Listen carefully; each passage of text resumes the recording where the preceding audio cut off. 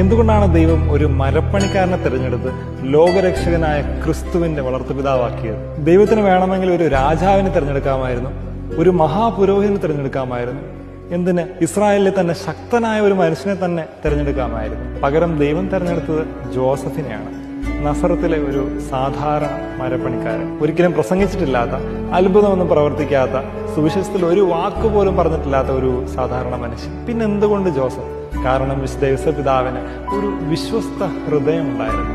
അധികം സംസാരിക്കാതെ സ്നേഹിച്ച ഹൃദയം, സംശയിക്കാതെ വിശ്വസിച്ച ഹൃദയം. അദ്ദേഹം മരുഭൂമിയിലൂടെ നടന്ന് വിദേശ രാജ്യങ്ങളിൽ ഒളിച്ച് മരപ്പണി ചെയ്ത് ദൈവത്തിനെ സംരക്ഷിച്ച് വളർത്തി വലുതാക്കിയ പിതാവാണ്. അദ്ദേഹത്തിന്റെ ജീവിതത്തിൽ കരഘോഷങ്ങളില്ല, അംഗീകാരങ്ങളില്ല, മറിച്ച് വിശ്വാസം മാത്രം, ഒപ്പം സ്നേഹവും. ഉറങ്ങുമ്പോൾ പോലും ശ്രവിക്കുന്ന വിശുദ്ധനാണ് യോസേപ്പിതാവ്. അതുകൊണ്ട് നിങ്ങൾ അസ്വസ്ഥരാണെങ്കിൽ, ദുഃഖിതരാണെങ്കിൽ, ജീവിതത്തിൽ അനിശ്ചിതത്വം അനുഭവപ്പെടുമ്പോൾ നമുക്ക് പ്രാർത്ഥിക്കാം, വിശുദ്ധ യോസേപ്പിതാവേ, ഞങ്ങൾക്ക് വേണ്ടി മാധ്യസ്ഥം വഹിക്കണമേ.